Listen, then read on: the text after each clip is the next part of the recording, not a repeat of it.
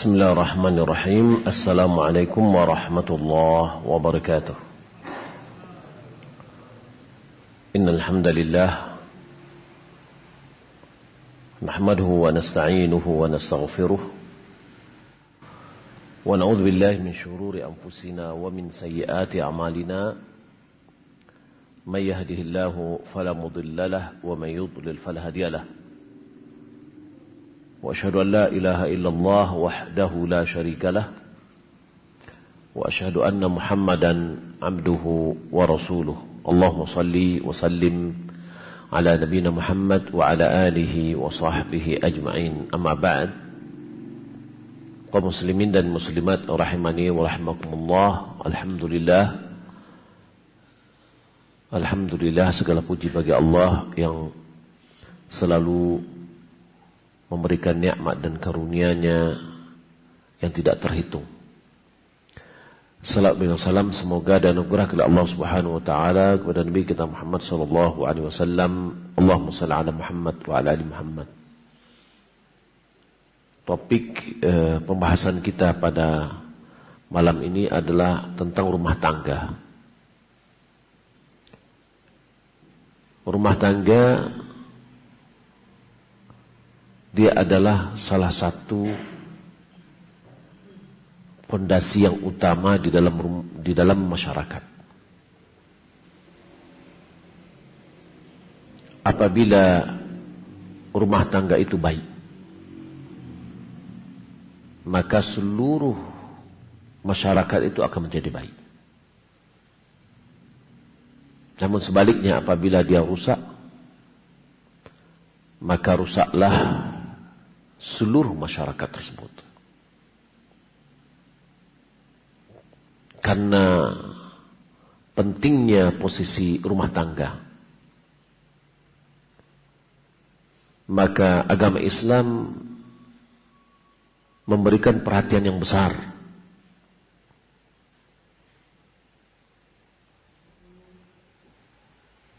dan Islam telah menetapkan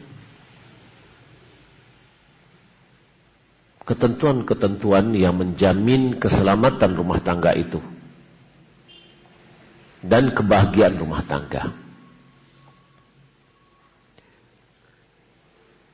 Islam menilai bahwasanya rumah tangga itu adalah sebuah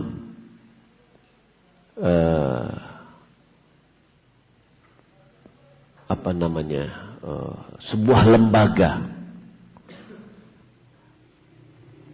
yang berada di atas perkongsian antara dua orang. Kalau kita buat usaha, berarti dua orang berkongsi. Nah, rumah tangga sebenarnya itu adalah suatu wadah yang dibangun oleh dua orang. Yang menjadi tanggung jawab pertamanya adalah laki-laki. Allah Subhanahu wa ta'ala firman dalam surat An-Nisa ayat 34, Ar-rijalu qawwamuna 'alan nisa bima faddalallahu ba'dahum 'ala ba'din wa bima anfaqu min amwalihim. Laki-laki itu adalah qawwamun, yang memelihara, yang menggayomi, yang memerintah, yang menjaga wanita. Bima faddalallahu ba'dahum 'ala ba'dhin, disebabkan Allah memberikan kelebihan kepada sebagian mereka terhadap sebagian yang lain, yakni Allah lebih memberikan kelebihan pada laki-laki di atas perempuan. Kelebihan apa? Kelebihan kekuatan fisik dan tegar mentalnya, mampu untuk bertahan memikul hal-hal yang berat. memiliki logika dan akal yang lebih sempurna.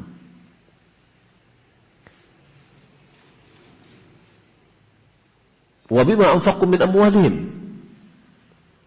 dan disebabkan harta mereka yang mereka berikan.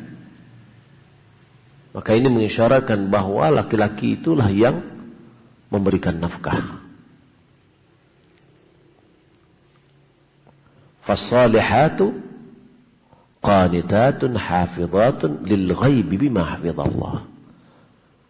Istri-istri yang saleh itu adalah istri yang taat, yang menjaga lil ghaib, ketika suaminya tidak di rumah, bima hafizallah, dengan apa yang Allah jaga.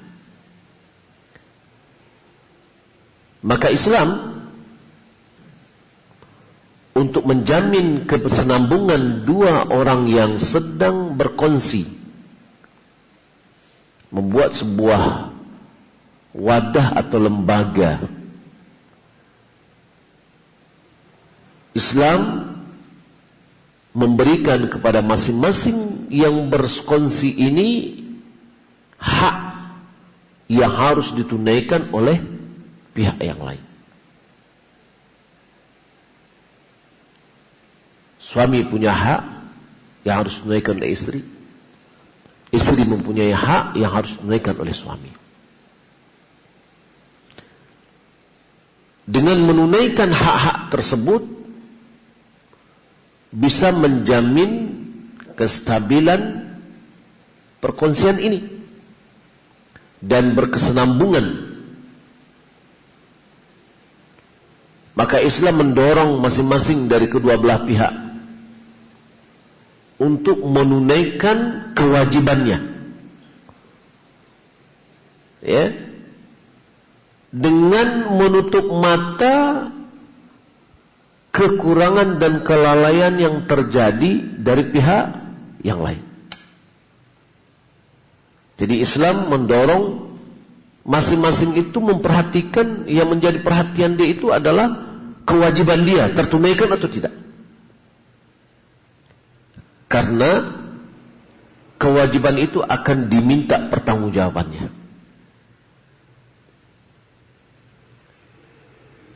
Tanpa melihat kepada apakah pihak yang lain lalai atau tidak lalai di dalam memberikan haknya. Jadi di sini tidak saling menunggu, tapi saling melakukan kewajibannya. Kalau seandainya yang terjadi itu adalah saling menunggu dan pemberiannya adalah kompensasi yang dia dapatkan, maka tidak akan terjadi hubungan yang baik. Suami baru memberikan hak-hak istri jika istri menunaikan haknya. Kalau seandainya istri menunaikan haknya, menunaikan kewajiban yang harus diberikan kepada suami, suami tidak berikan haknya istri. Sebaliknya istri begitu juga, dia nunggu-nunggu haknya ditunaikan oleh istri, suaminya atau tidak. Kalau nggak ditunaikan, dia juga ikut tidak memberikan hak suami. Kalau saya memberikan gambarannya seperti orang main bola nih.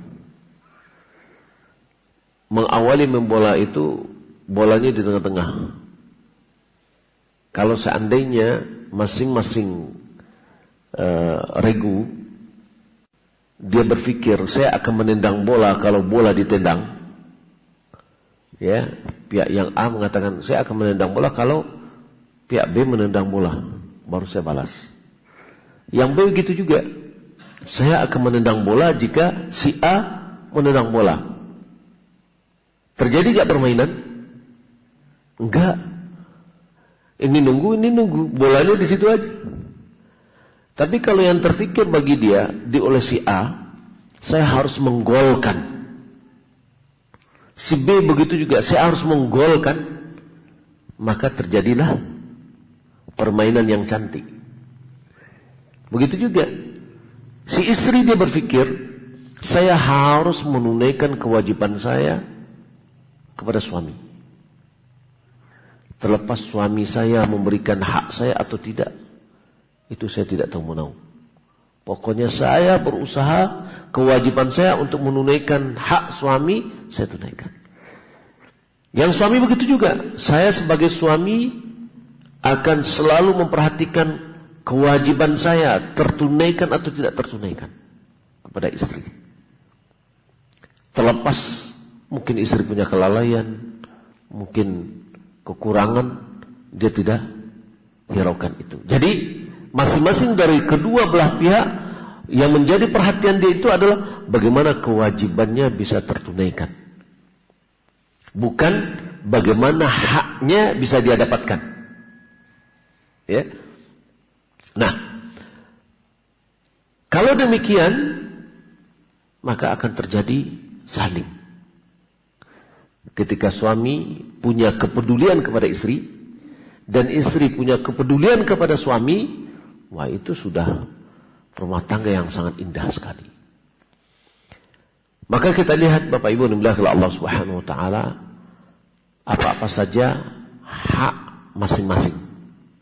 Kita awali dengan haknya perempuan atau haknya istri yang harus ditunaikan oleh suami.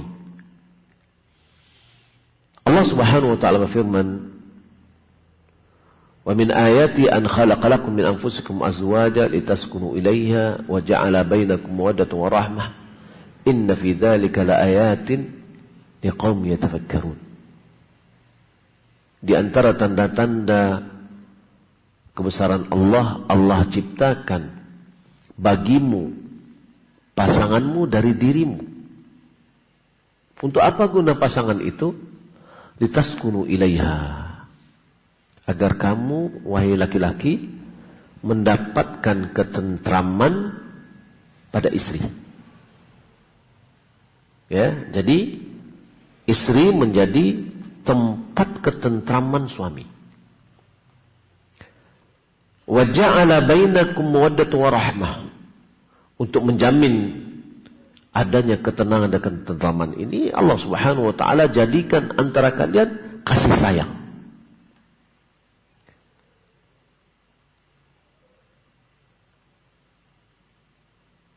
Kalau kita lihat, hampir-hampir kita tidak dapatkan, ya, kasih sayang itu tidak terjadi antara suami istri, tapi itu terjadi. Walaupun mereka tidak pernah pacaran sebelum diakad. Kenapa? Karena kasih sayang itu Allah yang memberikan. Bukan laki-laki yang memberikan kepada perempuan atau menumbuhkannya pada diri perempuan. Tidak juga perempuan menumbuhkan pada hati laki-laki. Tapi Allah lah yang menjadikan kasih sayang itu di antara mereka. Sehingga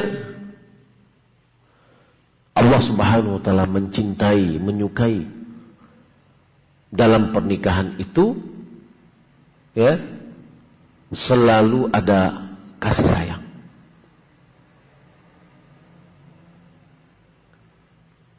Untuk menumbuhkan faktor penumbuhan kasih sayang ini apa? Adalah adanya hak-hak dan kewajiban yang harus ditunaikan. Maka itulah yang akan bisa, faktor yang bisa menumbuhkan kasih sayang.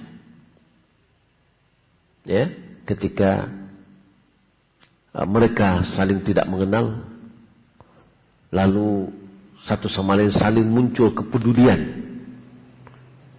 itulah faktor Allah tumbuhkan rasa kasih sayang antara mereka.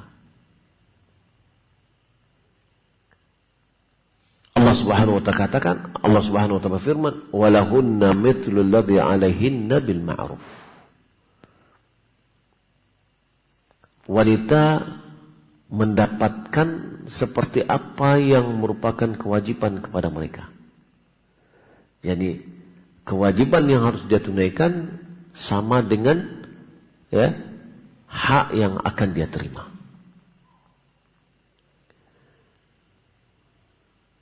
Maka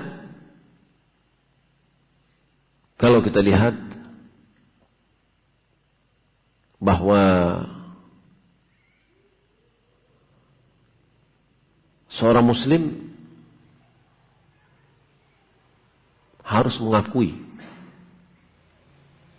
bahwa istrinya punya hak. Ya, punya hak, hak-hak yang harus dia tunaikan. Karena Allah katakan tadi, walahunna mithlul ladzi 'alaihinna bil ma'ruf.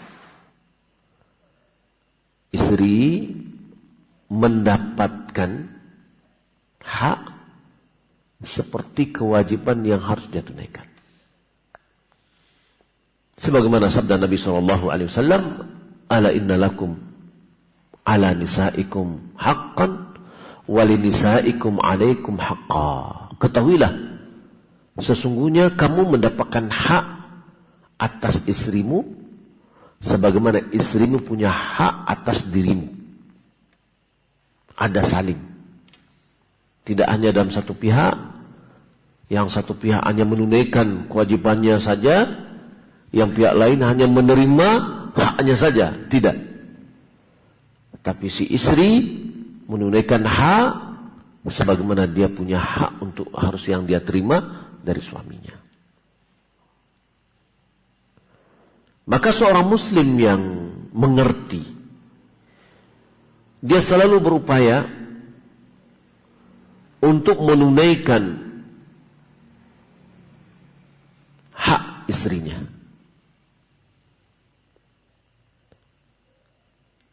Dengan tidak melihat apakah hak-haknya sudah terpenuhi atau belum. Ya. Di sini ada rasa empati dan peduli yang harus ditunaikan oleh suami. Karena suami, seorang muslim yang baik, berupaya selalu adanya rasa kasih sayang antara mereka berdua. Sebagaimana mereka berupaya untuk menghilangkan kesempatan bagi syaitan untuk mengganggunya. Jadi tidak dibikin ruang untuk syaitan untuk mengganggu. Kenapa? Karena syaitan berusaha untuk memisahkan suami istri. Ini kesenangan syaitan. Kesenangan Allah apa? Menjalin hubungan bagaimana suami istri itu punya kasih sayang. Sehingga Allah Subhanahu wa ta'ala menjadikan talak itu sesuatu yang halal tapi yang paling dia benci. Karena pernikahan itu bukan tujuannya untuk bercerai. Tapi pernikahannya tujuan untuk berkasih sayang. Dan syaitan berupaya terus bagaimana rumah tangga yang terjalin baik bisa porak-poranda. Sehingga syaitan atau iblis mengutus anak buahnya untuk suka mengganggu suami istri. Kalau dia bisa memisahkan suami istri, itu sudah kesuksesan yang luar biasa yang didapatkan. Ya, kenapa? Tadi kita kembali lagi awal. Rumah tangga adalah pondasi yang terpenting dalam membentuk masyarakat. Dan dia membentuk satu bangsa berawal dari rumah tangga. Kalau seandainya rumah tangga porak-poranda, ya, istri tidak menunaikan hak suaminya, suami tidak menunaikan hak istrinya, kemudian anaknya broken home, akhirnya apa terjadi?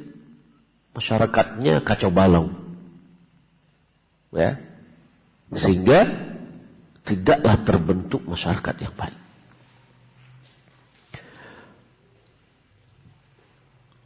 Kalau kita lihat bahwasanya agama ini adalah ketulusan, keikhlasan, dan nasihat, maka inilah sebabnya kita akan mempelajari apa saja hak-hak istri yang harus ditunaikan oleh suami dalam hal ini, dalam bentuk nasihat antara kita. Yang pertama adalah menggauli istri dengan baik, bersikap dengan istri dengan baik. Allah Subhanahu wa ta'ala berfirman, wa'ashiruhunna bil ma'ruf. Berinteraksilah, hiduplah, ya, berkomunikasilah, bergaullah dengan istri itu dengan cara yang baik.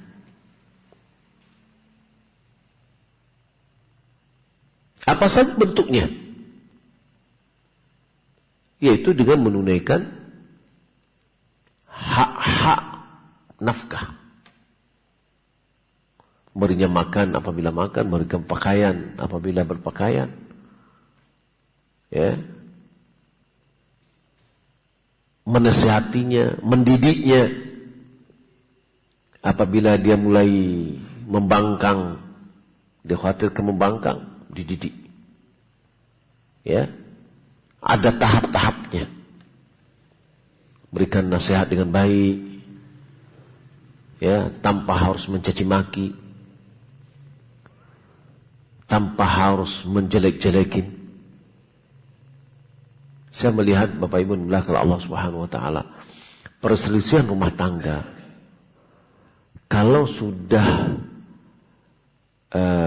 membicarakan masalah kepribadian, menjelek-jelekin satu sama lainnya, apalagi kalau sudah masuk kepada pihak ketiga, ya, yaitu keluarga besar, yang istri sudah mulai mencela keluarga besarnya, yang suami juga begitu, itu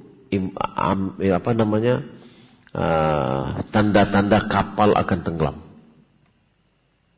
Ya. Tapi selagi mereka menjaga komunikasi dengan baik, tidak mencela, tidak mencaci, tidak menjatuhkan, tidak memburuk-burukkan, bagaimanapun juga berat perselisihan antara mereka, insya Allah itu akan bisa diperbaiki.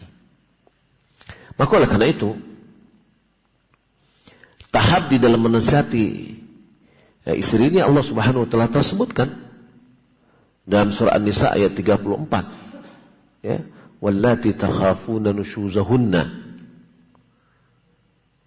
Istri-istri yang kamu khawatirkan pembangkangannya, membangkang kepada suaminya, tidak taat, fa'idhuhunna, nasihati dia.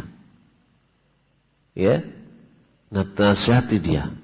Berikan rasa takutnya kepada Allah Subhanahu wa ta'ala. Kalau nasihat dengan cara yang baik tidak mapan, tidak bermanfaat, wahjuruhunna fil madaji', yakni diamkan dia di atas ranjang, yaitu di kamar, diamkan dia, enggak tegur sapa. Ya. Kalau juga didiamkan tidak juga, wadribuhunna,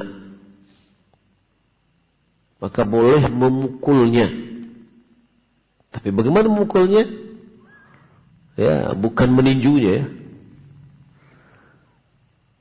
Tapi pukulan itu adalah pukulan gertakan. Karena pukulannya tidak boleh pukulan yang mencederakan dan tidak memukul yang berbekas. ghair mubarrih, tidak mencelakakan. Maka kalau kita lihat sekarang tentang KDRT, itu baru bisa ditindak KDRT apabila ada bekas, ada bukti, baru bisa. Fa'in ata'nakum, kalau seandainya istri ini sudah mentaatimu, dinasihati sudah dia taat, atau didiamkan kemudian dia sadar, ya, fala tabghu alaihinna sabila, jangan cari-cari celah untuk menzaliminya. Ya, sudah taat dia sudah. Mungkin boleh jadi dia sudah selesai, tapi suami masih punya, mungkin pernah disakiti hatinya, cari-cari celah. Maka Allah mengatakan, innallaha kana aliyan kabira. Sesungguhnya Allah maha tinggi dan maha besar.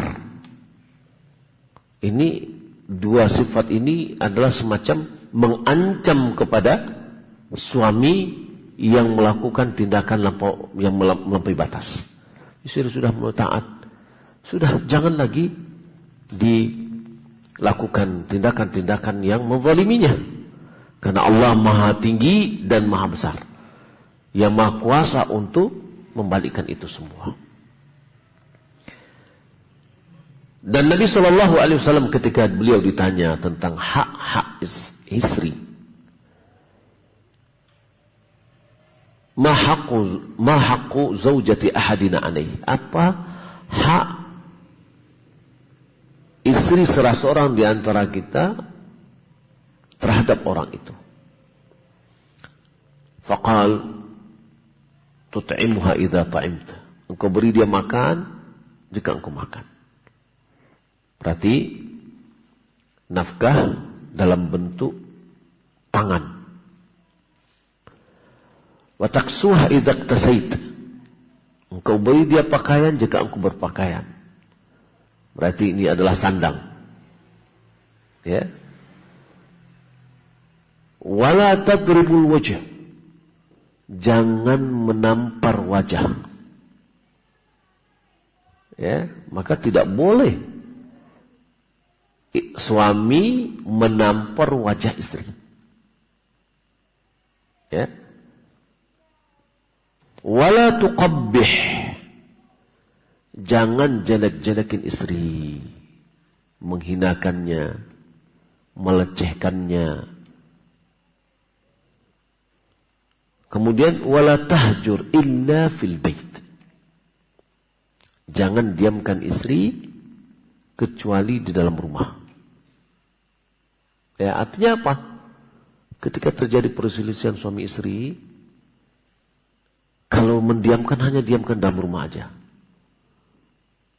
Baik, kalau mau pergi ke pasar, sudah bergandengan seakan-akan tidak ada yang terjadi. Ya. Kalau dalam ayat tadi apa? Wahjuruhunna fil madaji. Ya, diamkan dia di kamar. Apa yang bisa kita ambil? Saya melihat, wallahu alam, yakni jangan sampai, kalau misalkan di rumah tangga, jangan sampai anak tahu ibu bapak lagi bermasalah. Ya. Kalau kita lihat sekarang, kalau terjadi antara perselisihan antara ibu bapak, masing-masing mencari kekuatan. Yang si bapak mungkin cari, ya, pendukung dari anaknya, yang si ibu begitu juga. Ya, jadikannya anaknya diikutkan di dalam problematika mereka. Ini nggak boleh, jangan biarkan. Ya, jangan dibiarkan mereka ikut di dalam persengketaan suami istri. Kemudian yang kedua, wala tahjur illa fil bait, jangan didiamkan istri kecuali di rumah. Ini juga mengisyaratkan nggak boleh pihak ketiga yang tahu bahwasanya ini suami istri lagi bermasalah. Ya. tetangga jangan tahu, apalagi keluarga besar. Ya, kalau seandainya sempat keluarga besar yang tahu, ini yang terjadi apa nih? Pasti saling membela. Yang pihak laki-laki membela keluarga laki-laki, membela laki-lakinya, perempuan, keluarga perempuan membela perempuannya. Itu akan menjadikan persoalan semakin besar. Ya. Nah, jadi selalulah persoalan itu hanya yang tahu itu adalah suami istri. Selesaikan. Kapan kalau seandainya pihak ketiga dilibatkan? Apabila wa in khiftum shiqaqa bainahuma, dalam Al-Quran, ya, ayat 35. Jika kalian khawatir perpecahan, ya, fab'athu hakaman min ahlihi wa hakaman min ahliha. Ya, ini manajemen problem atau persengketaan. Bagaimana cara kita menyelesaikannya? Utuslah satu hakam, yakni penengah dari pihak laki-laki dan penengah dari pihak perempuan. Maka ini mereka yang yang mengkaji ke dalam, kemudian mereka bermusyawarah. Dia lihat ini masih bisa dilanjutkan atau tidak. Ya, tentu akan penilaiannya itu adalah penilaian dari luar nih. Setelah ikut mendalam melihat kasusnya. Nah, apa yang diputuskan oleh mereka itu harus ditaati. Dia lihat, oh kayak gini sudah terlalu berat, nggak bisa lagi disatukan. Kalau disatukan nanti batangka taruh, bacaka taruh, ya. Nah, ini putuskan. Kalau begitu cerai. Ya. Adapun papan atau rumah itu bagian dari nafkah yang ditunaikan oleh suami. Jadi ada pangan, ada papan, ada sandang, pangan, papan. Allah Subhanahu wa taala berfirman dalam surat At-Talaq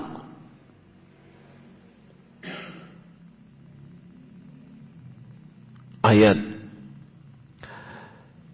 ke-6.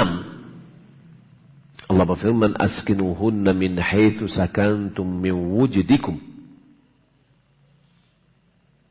Allah Subhanahu katakan, tempatkanlah mereka para istri di mana kamu bertempat tinggal menurut kemampuanmu.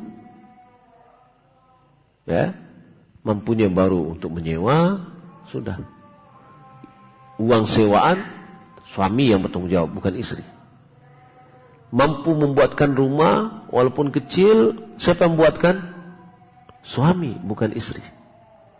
Karena ini adalah bagian dari nafkah yang harus dia tunaikan. Kita azan dulu ya. Baik, kita lanjutkan. Masih dalam hubungan antara suami istri, di mana suami menggauli istri dengan baik. Itu merupakan bentuk atau fenomena dari kesempurnaan akhlak dan bentuk bertambahnya keimanan, yaitu seorang bersikap lemah lembut dengan keluarganya. Sebagaimana sabda Nabi SAW, akmalul mu'minina imanan ahsanuhum khuluqa. Orang mukmin yang paling sempurna imannya adalah orang yang paling baik akhlaknya.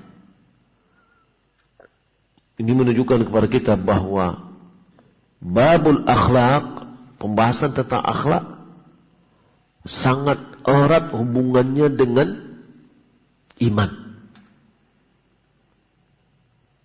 Dan malahan akhlak itu sebenarnya, apapun pembahasan kita tentang akhlak, ya, maka dia kembali kepada bentuk kepedulian. Ya. Nabi SAW mengatakan, la yu'minu ahadukum hatta yuhibba li akhihi ma yuhibbu li nafsihi.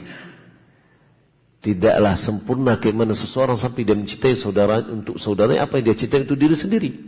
Berarti itu apa? Peduli. Ya, dia peduli kepada saudaranya sebagaimana yang dia inginkan untuk dirinya. Malah tingkat keimanan yang terjadi di antara sahabat, antara Ansar dan Muhajirin adalah ithar, berkorban untuk orang lain. Ya, yu'thiruna ala anfusihim walau kana bihim khassasah.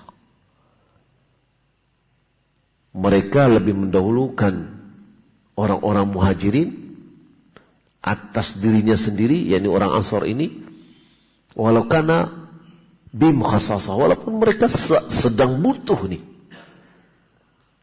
Tapi karena imannya, akhlaknya, kepedulian tingkat tingginya, dia lebih mendahulukan orang-orang Muhajir daripada dirinya sendiri.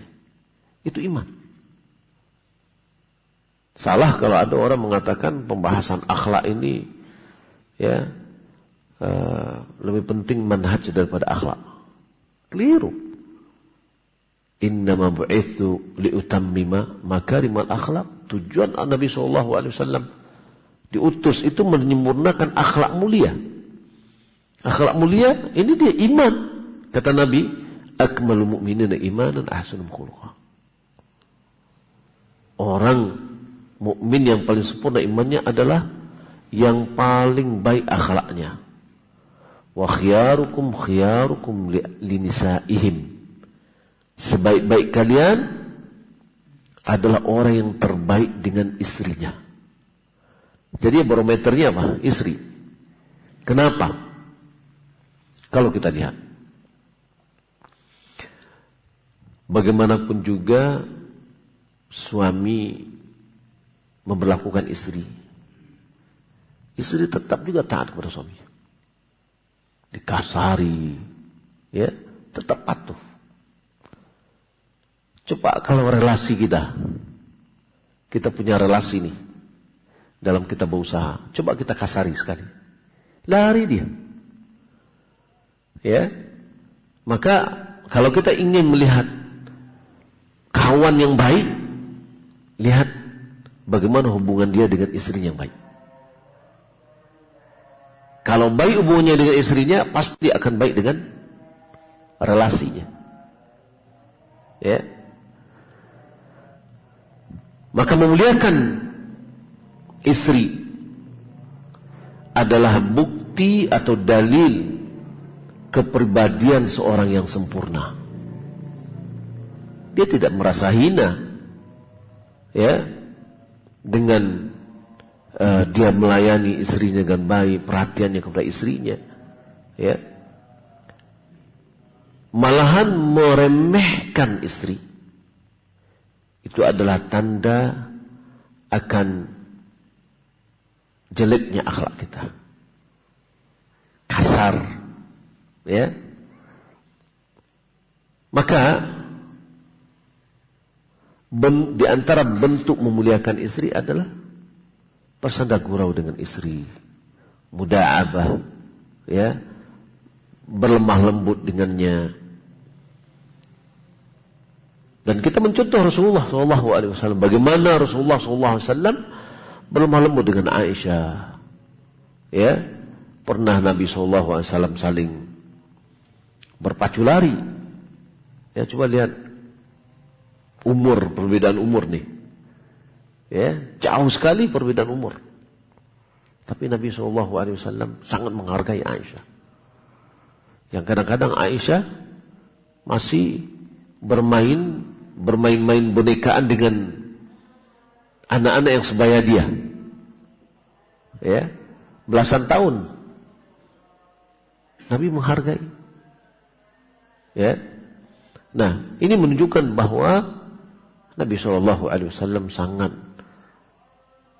berakhlak, bermulia dengan istrinya. Ya, sehingga Nabi SAW berpacu lari. Ya, pacu lari dan mengatakan, ya, sabiqni, kata Rasulullah SAW. Atau Aisyah mengatakan, sabiqni ya Rasulullah. Ya. Kata Aisyah, ayo kita pacu lari ya Rasulullah. Akhirnya Aisyah menang. Tak lama setelah itu, beberapa tahun setelah itu, Aisyah mulai berbadan. Lalu Nabi mengatakan, yuk, pasukannya disuruh ke depan dulu. Kemudian Rasulullah belakang dengan Aisyah, ayo kita lari. Akhirnya Nabi lari, Nabi menang. Lalu Nabi katakan, ini lawan yang kemarin. Ya. Nah, ini menunjukkan bahwa Nabi SAW memberikan, ya, perhatian dengan istri, berlemah lembut dengan istri. Malahan Nabi SAW menghitung atau menjadikan berlemah lembut dengan istri, bermesraan dengan istri adalah sebuah hal yang tidak batil. Malah itu hak. Kata Nabi SAW, kullu syai'in yalhu bihi ibnu Adam fahuwa batil illa thalath. Setiap sesuatu yang melalaikan anak Adam itu adalah batil, kecuali 3 perkara. Ya. Yang pertama, ramyu an qausihi, melatih memanah. Habis 1 hari dari pagi sampai sore main panah, datang azan solatnya saya itu main balik. Ya, sedang waktu asar solatnya saudara balik sampai sore, itu tidak sia-sia. Tapi kalau main HP mulai dari pagi sampai sore, ya, itu sia-sia. Ya. Kemudian yang kedua, wa ta'dibuhu farasahu, melatih kudanya. Mulai dari pagi sampai sore dia melatih kudanya. Juga tidak sia-sia. Kemudian wa mula'abatu ahlihi atau mula'abatuhu ahlahu fa innahu minal haqq. Yang ketiga adalah bersenda gurau dengan istri. Ya, dikunci pintu dari ke pagi sampai sore.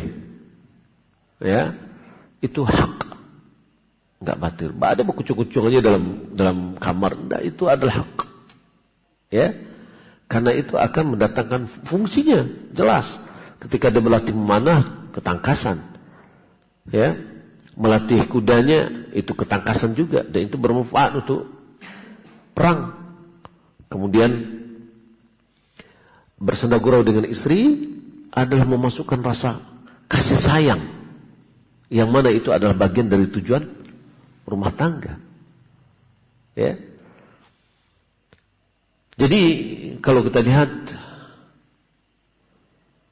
hak istri yang harus dinaikkan oleh suami adalah hendaklah suami menggauli istri dengan cara yang baik, cara lemah lembut. Ya. Istri itu bukan bawahan. Sebagaimana di perusahaan ada bawahan dan atasan. Tapi istri itu adalah mitra kita di dalam kita membangun rumah tangga.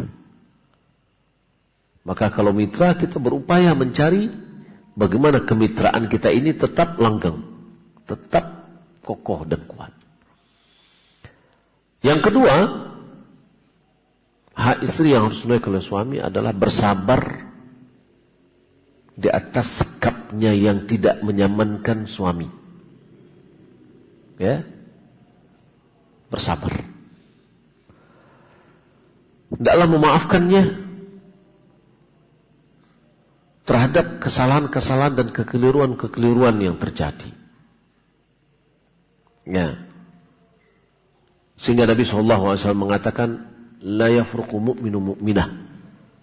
Janganlah seorang suami menjelekan istrinya, membenci istrinya. Janganlah dia membenci istrinya. In kariha minha khuluqan radiya minha akhar. Jika dia tidak suka dengan satu akhlak, Dia ridha dengan akhlak yang lain. Tidak semuanya yang jelek. Ya, ada kekurangan memang. Ya, ada kekurangan. Malahan istri ini dikatakan oleh Nabi SAW, wanita ini adalah yang kurang akal. Ya, kurang akal dan kurang agama. Kata Nabi SAW, tidak ada orang yang lebih mampu menaklukkan hati laki-laki yang keras. Tidak ada orang yang kurang akalnya dan agamanya yang mampu menaklukkan hati laki-laki yang keras melebihi dari kalian, kata Nabi, yakni wanita. Ya, dia bisa menaklukkan hati laki-laki yang keras, tapi dia dikatakan oleh Nabi sebagai kurang akal. Ya, mungkin sebagian ibu-ibu nggak nerima, tapi hikmahnya banyak. Memang istri, kalau wanita kadang-kadang ada kesalahan yang sering berulang, kelalaian yang sering terjadi. Sudah dinasihati, tapi ulang balik, ulang balik. Itu adalah dari kurang akalnya. Kalau seandainya suami paham bahwasanya istri atau dia berhadapan dengan wanita yang dikatakan oleh Nabi adalah kurang akalnya, tidak sempurna seperti laki-laki, maka dia harus bersikap yang bijak. Dia punya kesalahan 10, maka yang akan dihitungnya hanya 2. Yang betul-betul parah. Yang 8 dimaafkan, dipicing betul.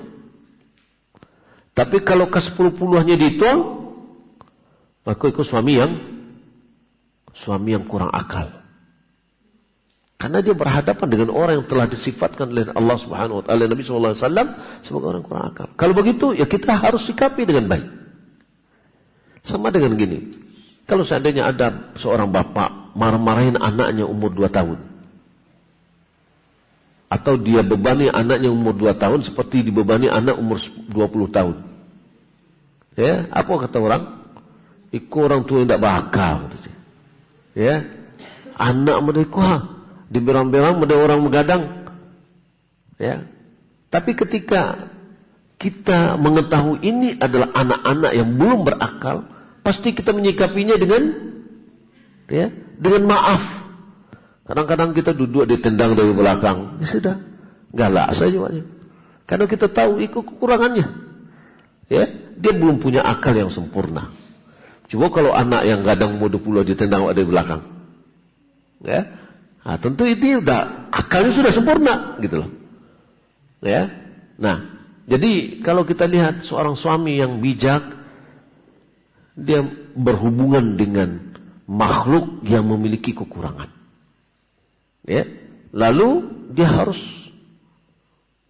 maafnya harus kesabarannya harus didahulukannya, maafnya. Nabi SAW mengatakan, istausu bin nisa'i khaira. Bersikap baiklah dengan wanita, dengan istri. Kenapa? Fa innahunna khuliqna min dhila'. Karena wanita itu tercipta dari tulang rusuk. Fa inna a'waja ma yakunu a'waja ma fid dhal'i a'la. Yang paling bengkok dari tulang rusuk itu yang mana? Yang paling atas. Itu yang paling bengkok. Ya. Wa in dhahabta tuqimuha kasarta. Jika kamu ingin meluruskannya, engkau mematahkannya. Wa in taraktahu lam yazal a'waj. Tapi kalau dibiarkan, tetap dia bengkok tarih. Ya. Lalu fastausu bin nisa'i khairan. Kalau begitu, ya sikapi dengan baik wanita itu. Jan di karehan, ya. Jan pulau di padian. Sebagian salaf dia mengatakan, i'lam annahu laysa husnul khulqi minal mar'ati kafful adha anha, bal tahammulul adha minha. Para salaf mengatakan, atau sebagian salaf mengatakan, ketahuilah bahwasanya bukanlah bentuk akhlak yang baik bersama istri adalah tidak menyakitinya, Itu bukan yang dimaksud dengan husnul khuluq. Yang tidak kita menyakiti istri kita. Tapi yang husnul khuluq itu adalah tahammulul adza minha. Bersabar, ya, menanggung atas gangguannya atau kekeliruannya.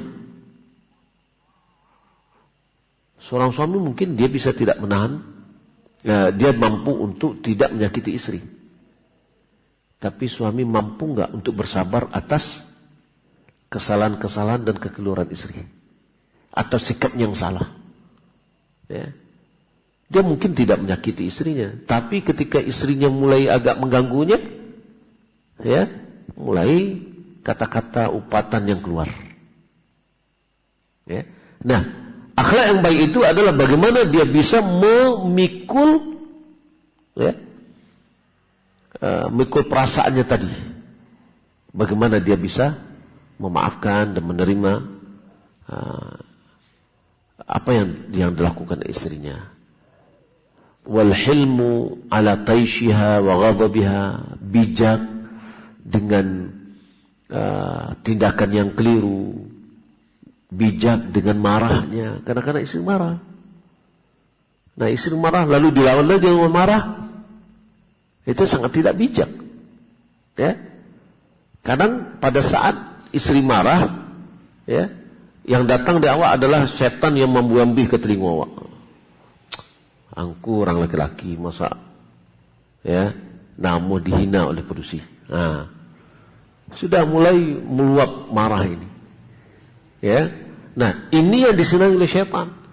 Orang yang akhlak yang baik dia bisa mengontrol, ya, dirinya pada saat itu. Iqtidaan bi Rasulullah sallallahu alaihi wasallam. Mencontoh Rasulullah sallallahu alaihi wasallam, ya. Faqad kanat nisa'uhu yuraji'nahu wa tahjurhu ihdahunna al-yawma ila al-layl. Ada di antara istri-istri Nabi kadang-kadang minta nuntut banyak. Atau ada yang di antara mereka yang mendiamkan Rasulullah sampai malam. Ya, namanya manusia. Ya, punya kekeliruan dan kesalahan. Maka Nabi SAW orang yang paling bijak menyikapinya, ya, tidak marah-marah. Jadi bagaimana kita bisa menyikapi bersabar atas kekeliruan dan kesalahan istri? Nah, ini adalah hak yang harus ditunaikan oleh suami kepada untuk istrinya. Yang ketiga adalah hak istri yang harus ditunaikan oleh suami adalah menjaga istri, memeliharanya dari seluruh yang bisa merusak atau merobek kehormatannya. Ya. Yang bisa mencela kehormatannya. Yang bisa menjatuhkan kemuliaannya. Ini ada kewajiban suami untuk menjaganya. Ya. Maka suami punya kewajiban untuk melarang istrinya untuk bersolek, ya, keluar dari rumah untuk memperlihatkan kecantikannya, ya. Kemudian melarangnya untuk bercampur baur dengan laki-laki dan yang lainnya. Karena ini adalah sebuah kewajiban bagi suami untuk menjaga istrinya dengan baik. Ar-rijalu qawwamuna 'alan nisa. Laki-laki itu adalah qawwam yang memimpin perempuan, dan Nabi SAW juga mengatakan ar-rajulu ra'in fi ahlihi wa huwa mas'ulun an ra'iyatihi. Laki-laki itu adalah penanggung jawab terhadap keluarganya atau istrinya, dan dia akan diminta pertanggungjawaban terhadap yang diamanatkan kepadanya. Bapak Ibu billah, kalau Allah Subhanahu wa taala, ini yang dapat kita sampaikan. Sebenarnya kajian ini masih nyambung, ini baru sebagian dari hak-hak istri yang harus ditunaikan oleh seorang suami, Ya, kalau hak-hak tadi bisa dijalankan, maka menjadikan ya istri terjaga kehormatannya, betul-betul dipelihara. Ya, lalu nanti akan ada saling memberi. Ya, kalau seandainya suami punya kepedulian tinggi kepada istrinya, ya, sebagaimana Nabi SAW memiliki kepedulian tinggi kepada istrinya. Ketika ditanya apa yang dilakukan oleh Nabi, ya, di rumah, Nabi melakukan apa yang dilakukan oleh orang di rumahnya. Dia kadang menjahit, dia kadang membersihkan sepatunya. Nah, kalau seandainya seorang suami berapapun kedudukannya, setinggi apapun kedudukannya, dia memberikan perhatian. Yang bisa, kalau istri suami lihat piring banyak yang kotor, sudah dicuci, ya, pasti istri sayang pada suaminya, karena ada kepedulian suami kepada istri.